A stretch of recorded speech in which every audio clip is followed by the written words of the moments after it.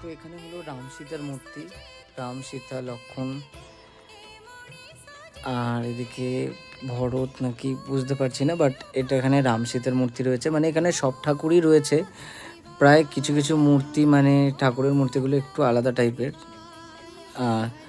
যেটা আমাদের ওখানের হয়তো আলাদা টাইপের দেখি আমরা, এখানে মানে মূর্তিগুলোর রূপগুলো একটু আলাদা, তো সেই জন্য একটু চিনতে অসুবিধা হচ্ছে। আর এইটা তো শিবের মূর্তি আমার দেখে যতদূর মনে হচ্ছে, বাট অনেকগুলো এখানে হাত রয়েছে।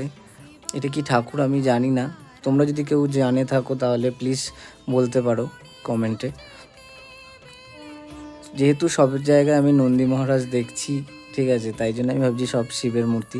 এখানে দেখতে পাচ্ছ সব প্রদীপ তৈরি করা হচ্ছে, পঞ্চপ্রদীপগুলো জ্বালানো হবে। তো মন্দিরটা অনেকটাই বড়। চলো আবার নেক্সট পার্টে তোমাদেরকে দেখাচ্ছি, তো সাবস্ক্রাইব করে নাও যারা দেখতে চাও।